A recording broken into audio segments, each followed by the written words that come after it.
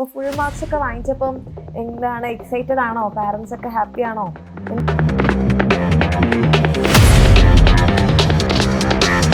അങ്ങനെയാണ്. അപ്പോൾ പഠിക്കാൻ കുറച്ച് ടൈം എടുത്തത് മാത്സ് ആണ്. അപ്പോൾ ആ സബ്ജക്റ്റിന് വേണ്ടി പ്രത്യേകിച്ച് എന്തെങ്കിലും ചെയ്തിട്ടുണ്ടായിരുന്നു? ഓക്കെ, അപ്പോൾ തുടക്കം മുതൽ നമ്മുടെ ബാച്ചിലുണ്ടായിരുന്നു.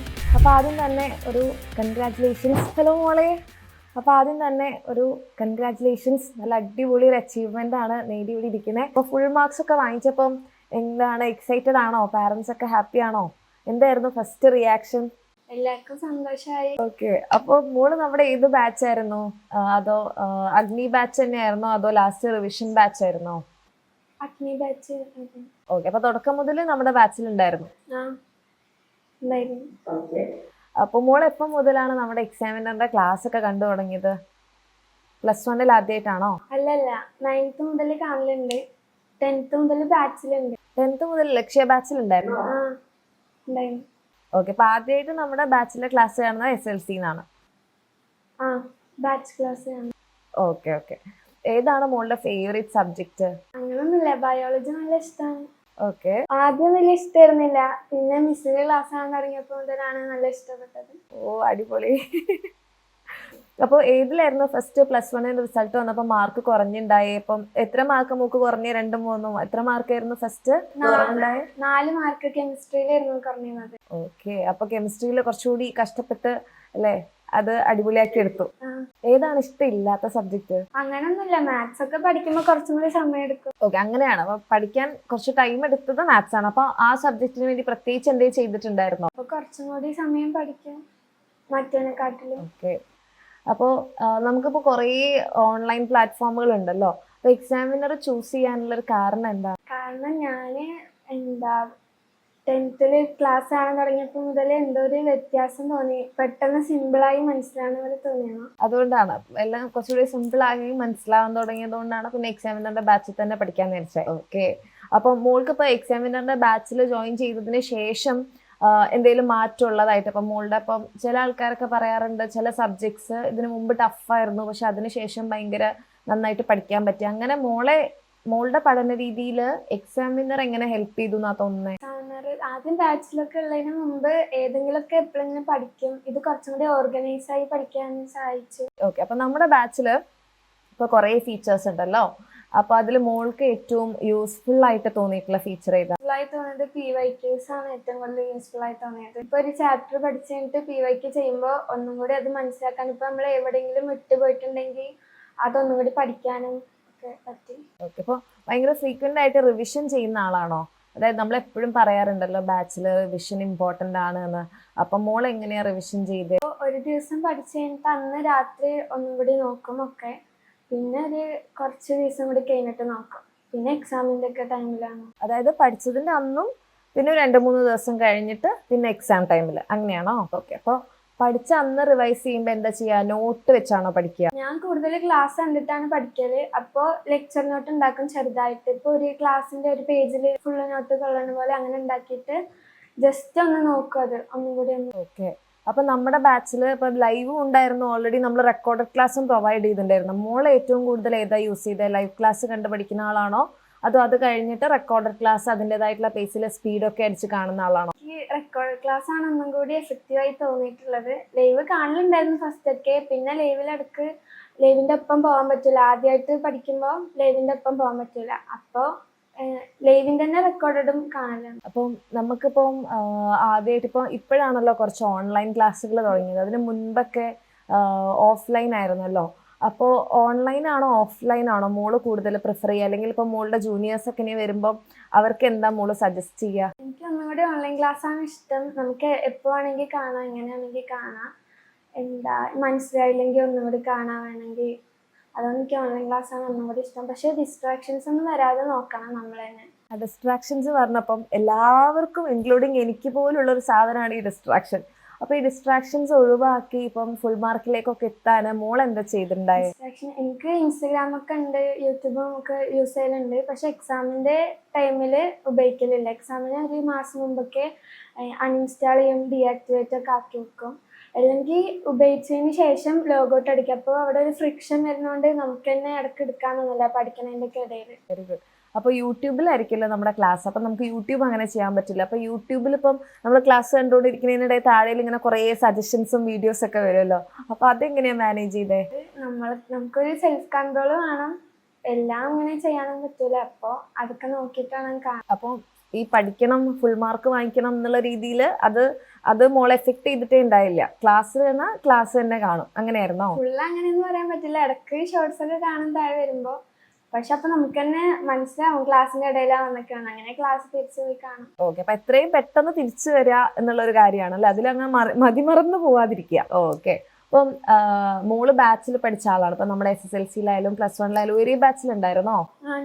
ഓക്കെ, അപ്പോൾ പലരും പറയാറുണ്ട് ഈ ബാച്ചിന്റെ ക്ലാസ് കാണേണ്ട ആവശ്യമില്ല, യൂട്യൂബിൽ ഉണ്ടല്ലോ എല്ലാം, യൂട്യൂബ് ക്ലാസ് തന്നെ കണ്ടാൽ മതി എന്ന് പറയാറുണ്ട്. അപ്പോൾ ഒരു ഫുൾ മാർക്കിലേക്ക് എത്തുമ്പം ഈ യൂട്യൂബിലെ ക്ലാസ് മാത്രം കണ്ടു കഴിഞ്ഞാൽ നമുക്ക് ഇവിടേക്ക് എത്താൻ പറ്റുമോ, അല്ലെങ്കിൽ ബാച്ചിലെ ക്ലാസ്സുകൾ മോളെ ഏത് രീതിയിലാണ് ഹെൽപ്പ് ചെയ്തിട്ടുണ്ടായേ? യൂട്യൂബിലത്തെ ക്ലാസ്സുകൾ എന്ന് വെച്ചാൽ അതിനൊരു ലിമിറ്റ് ഉണ്ട്. കുറച്ച് നേരം കൊണ്ട് ഫുൾ എടുക്കുമ്പോൾ ചില ടോപ്പിക്സ് ഒന്നും കവർ ചെയ്യാൻ പറ്റൂല, അല്ലെങ്കിൽ തന്നെ സ്പീഡിലായിരിക്കും കോൺസെപ്റ്റ്സ് ഒക്കെ പറയുക, ചിലപ്പോൾ നമുക്ക് മനസ്സിലാവില്ല. അപ്പോൾ ബാച്ചിലത്തെ ക്ലാസ് എന്ന് വെച്ചാൽ കുറച്ചും കൂടി ഡീറ്റെയിൽ ക്ലാസ് ആയിരിക്കും. ഇപ്പം നമുക്ക് ഒന്നും അറിയാത്തൊരു ചാപ്റ്റർ ആണെങ്കിൽ ഫസ്റ്റ് 1 ഷോട്ട് വീഡിയോ ഒക്കെ ഒന്ന് 2x കണ്ട് ഒരു ഐഡിയ ഉണ്ടാക്കിയതിന് ശേഷം ഡീറ്റെയിൽ ക്ലാസ് കാണുമ്പോൾ ഒന്നും കൂടി മനസ്സിലാവുന്ന പോലെ തോന്നിയിട്ടുണ്ട്. ഓ, അടിപൊളി. അപ്പോൾ മോൾ എന്തെങ്കിലും ഒരു സ്റ്റഡി റുട്ടീനൊക്കെ ഫോളോ ചെയ്തിട്ടുണ്ടായിരുന്നോ? അതായത് ഇപ്പം നേരത്തെ എഴുന്നേൽക്കുക, ഈ സമയം ഇത്ര പഠിക്കുക, അതിനുശേഷം വന്നു കഴിഞ്ഞാൽ ഇങ്ങനെ ചെയ്യണം, ഇത്ര സമയം പഠിക്കണം, ഈ സബ്ജക്റ്റിന് ഇത്ര കൊടുക്കണം, അങ്ങനെ എന്തെങ്കിലും സ്റ്റഡി റുട്ടീൻ ഫോളോ ചെയ്തിട്ടുണ്ടായിരുന്നോ? അങ്ങനെ വെച്ചാൽ പ്ലാൻ ഉണ്ടാക്കലുണ്ട്. ഇപ്പോൾ ഇത്ര ദിവസം ഇത്ര പഠിച്ച് ചെയ്യണം, അങ്ങനെ പ്ലാൻ ഉണ്ടാക്കലുണ്ട്. അല്ലാതെ സമയം വെച്ച് കറക്റ്റ് ഉണ്ടാക്കുമ്പോൾ നമുക്ക് ചിലപ്പോൾ ഫോളോ ചെയ്യാൻ പറ്റില്ല. അതിനേക്കാളും പകരം ഇത്ര ടോപ്പിക്സ് പഠിക്കണം അങ്ങനെ ഉണ്ടാക്കിയിട്ട് പഠിക്കലുണ്ട്. രാത്രിയാണ് ഞാൻ കൂടുതൽ പഠിക്കല്. രാത്രി കുറച്ചു നേരം കൂടുതൽ ഇരിക്കലാണ് ചെയ്യല്. ഇപ്പൊ രാത്രി പഠിക്കുന്ന സമയത്ത് ഈ ഡിസ്ട്രാക്ഷൻസ് ഒന്നും ഇല്ലാത്തതുകൊണ്ട് കുറച്ചധികം സമയം. അപ്പം ആ രാത്രി പഠിക്കാന്ന് പറഞ്ഞത് ഏകദേശം മാക്സിമം എത്ര മണിവരെ പഠിക്കും? ഒരു എക്സാം ടൈമൊക്കെ ആയാൽ 2-3 മണി വരെയൊക്കെ പഠിക്കലുണ്ട്. രാത്രി 3 മണി വരെയൊക്കെ പഠിക്കും. അപ്പം സ്റ്റഡി ലീവ് ഉള്ള ദിവസമായിരിക്കും അല്ലേ? അപ്പൊ ഈ സ്ലീപ്പ് ഇതിനിടയ്ക്ക് എങ്ങനെയാ മാനേജ് ചെയ്തിട്ടുണ്ടായേ? കുറച്ച് വൈകി നോക്കി അങ്ങനെയൊക്കെ ഒരു അഡ്ജസ്റ്റ് ചെയ്ത് എങ്ങനെ ഉറങ്ങുന്നതിനനുസരിച്ച്. അപ്പൊ ഒരു 6-7 മണിക്കൂർ നമ്മൾ പറയണല്ലോ ഒരു ഹെൽത്തി സ്ലീപ്പ് വേണമെന്ന്. അപ്പൊ അതിനിടയിൽ കിട്ടിയിട്ടുണ്ടായിരുന്നു ഈ എക്സാം ടൈമിൽ പ്രത്യേകിച്ച്? സാധാ ദിവസങ്ങളിൽ അത്രയൊക്കെ ഉറങ്ങലുണ്ട്. എക്സാമിന്റെ സമയത്ത് ശരിക്കും ഉറങ്ങണം, എന്നാലേ ഓർമ്മൊക്കെ കിട്ടുള്ളൂ. പക്ഷെ എനിക്ക് ഉറക്കം വരാറില്ല. ഇങ്ങനെ പഠിച്ചതിന്റെ ഒരു ഇതിലും ടെൻഷനൊക്കെ കുറച്ചുണ്ടാവും. അപ്പോൾ എന്നാലും ഒരു 2 മണിക്കൂറെങ്കിലൊക്കെ ഉറങ്ങാൻ. ഓക്കെ, അപ്പം ഓരോരുത്തർക്കും ഇപ്പോൾ ഓരോ രീതിയായിരിക്കുമല്ലോ ഉണ്ടാവുക. അപ്പം എല്ലാവരും ഒരേപോലെ ആയിരിക്കില്ല പഠിക്കുക. അപ്പം മോളുടെ ഏത് രീതിയാണ് മോളെ ഫുൾ മാർക്കിലേക്ക് എത്തിച്ചത്? പഠിക്കുന്ന രീതിയിൽ ഓരോരുത്തർക്കും ഓരോ ഡിഫറൻസ് ഉണ്ടാവില്ല. ഇപ്പം ചിലർ പറയും ഞാൻ ഇങ്ങനെ ചെയ്തുകൊണ്ടാണ് എനിക്ക് നന്നായിട്ട് ഫുൾ മാർക്ക് സ്കോർ ചെയ്യാൻ പറ്റുക. അങ്ങനെ മോളുടെ ഏത് രീതിയാണ് ഈ ഫുൾ മാർക്കിലേക്ക് എത്താൻ മോളെ സഹായിച്ചതെന്നാണ് തോന്നണേ? അതേപോലെ ഇത് പറഞ്ഞ പോലെ എല്ലാവർക്കും വേറെ രീതിയായിരിക്കും പഠിക്കാൻ. എനിക്ക് ഒന്നും കൂടി കേട്ട് പഠിക്കലാണ്. കേട്ടാലാണ് മനസ്സിലാവും. ഇപ്പം ഞാൻ ക്ലാസ് കാണുന്ന സമയത്ത് മാക്സിമം എഫക്റ്റീവായി കാണാൻ നോക്കും. ലെക്ചർ നോട്ടൊക്കെ ഉണ്ടാക്കും. മനസ്സിലായില്ലെങ്കിൽ പോസ് ചെയ്യും. എന്നിട്ട് ഇതേപോലെ ഒരു 50 മിനിറ്റ് പഠിച്ചിട്ട് 10 മിനിറ്റ് ബ്രേക്ക് എടുക്കും. പൊമോഡോറൊക്കെ യൂസ് ചെയ്യലുണ്ട്.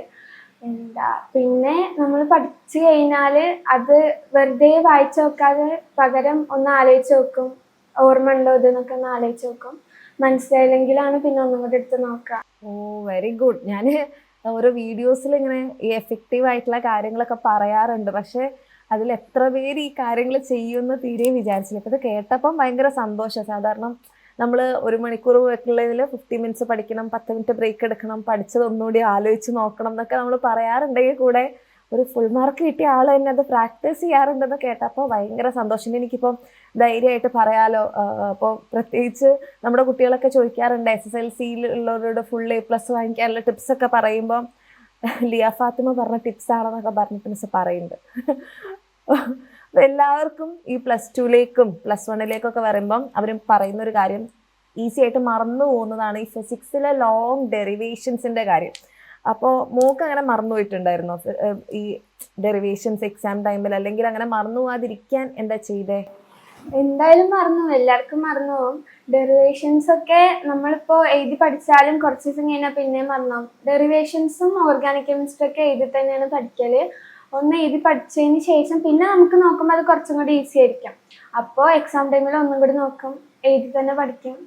ഒന്ന് എഴുതി വെക്കും, ഇതേപോലെ കാണാണ്ടൊന്ന് എഴുതി വെക്കും. ഇപ്പോൾ ബയോളജിയാണ് ഫേവറേറ്റ് സബ്ജക്റ്റ് എന്ന് പറഞ്ഞില്ല. അപ്പോൾ ബയോളജിയിൽ എങ്ങനെയാണ് പഠിച്ചത്? നോട്ട് എഴുതിയിട്ടാണോ അതോ ടെക്സ്റ്റ് ബുക്ക് കൂടുതൽ ഓറിയൻറ്റ് ചെയ്തിട്ടാണോ പഠിച്ചത്? അതോ നോട്ട്സ് നമ്മൾ തരുന്ന നോട്ട്സ് റെഫർ ചെയ്തിട്ടാണോ? എങ്ങനെയാണ് ബയോളജി ടാക്കിൾ ചെയ്തേ? എന്നിട്ട് ലെക്ചർ നോട്ട് ഉണ്ടാക്കും. ലെക്ചർ നോട്ട് പരമാവധി ഭയങ്കര ഷോർട്ടായിട്ട് ഉണ്ടാക്കാം. നമുക്ക് എല്ലാം ഉണ്ടാവും, എന്നാലും പെട്ടെന്ന് കാണുമ്പോൾ എല്ലാം ഓർമ്മ വരുന്ന പോലെ അങ്ങനെ ഉണ്ടാക്കും. അത് കഴിഞ്ഞിട്ട് ടെക്സ്റ്റ് ബുക്ക് വായിക്കലുണ്ട്. ബയോളജി ടെക്സ്റ്റ് വായിക്കാൻ ഇഷ്ടം. ഓക്കെ, അപ്പോൾ ഫുൾ മാർക്കൊക്കെ വാങ്ങിച്ചിരിക്കുകയാണ്. അപ്പം ഇനി പ്ലസ് ടുവിലേക്ക് ഇപ്പോൾ എല്ലാവരും എക്സ്പെക്ട് ചെയ്യുന്നുണ്ടാവും അല്ലേ? അപ്പം എനിക്ക് തോന്നുന്നു May 26 നിങ്ങളുടെ റിസൾട്ട് വരുന്നത്. അപ്പോൾ അതിന് അഡ്വാൻസ് ആയിട്ടൊരു കൺഗ്രാറ്റ്സ്. നല്ല റിസൾട്ട് തന്നെ ആവട്ടെ. അപ്പം ഒരു എക്സ്പെക്ടേഷൻ ഫീൽ ചെയ്യുന്നുണ്ടോ എല്ലാവരുടെ ഭാഗത്തുനിന്നും? +1 ഇപ്പോൾ ഫുൾ മാർക്ക് ആയതുകൊണ്ട് +2 ഫുൾ മാർക്ക് ആയിരിക്കും, അങ്ങനത്തെ എക്സ്പെക്ടേഷൻസ്. അപ്പം പലരും പറയാറുണ്ട് ഭയങ്കര പ്രഷറാണത്. മീൻസ് എല്ലാവരും ഭയങ്കരമായിട്ട് എക്സ്പെക്ട് ചെയ്യുമ്പോൾ നമുക്കുള്ളിൽ നിന്നൊരു പേടി വരുമല്ലോ, എല്ലാവരുടെ എക്സ്പെക്ടേഷൻ മീറ്റ് ചെയ്യാൻ പറ്റുമോ? അപ്പൊ അങ്ങനെ സ്ട്രെസ്ഡ് ആവുന്ന കുട്ടികളോട് എന്താ പറയാനുള്ളത്? നമ്മൾ പേടിക്കേണ്ട ആവശ്യം, നമുക്ക് പറ്റുന്ന പോലെയൊക്കെ നമ്മൾ എഴുതിയിട്ടുണ്ട്, പഠിച്ചിട്ടുണ്ട്. എന്താ അപ്പോൾ ഇത് പഠിക്കുന്ന സമയത്ത് നമ്മൾ ആലോചിക്കുന്നത് ഇങ്ങനെ റിസൾട്ട് വരുമ്പോൾ റിഗ്രറ്റ് ആവരുത്. നമ്മൾ മാർക്ക് കുറഞ്ഞാലും നമ്മൾ പഠിച്ചിട്ടാണ് അങ്ങനെ ഇതായെന്ന് തോന്നരുത്. അപ്പോൾ നമ്മൾ റിഗ്രറ്റ് തോന്നാത്ത രീതിയിൽ പഠിക്കുക, അത്രേ ഉള്ളൂ. ഓക്കെ, അപ്പോൾ ഇനിയിപ്പോൾ +1 വരുന്ന കുട്ടികളോടും അല്ലെങ്കിൽ +2 പഠിക്കാൻ പോകുന്നവർക്കൊക്കെ ഫുൾ മാർക്ക് തന്നെയായിരിക്കും എന്തായാലും എല്ലാവരും ആഗ്രഹിക്കുന്നത്.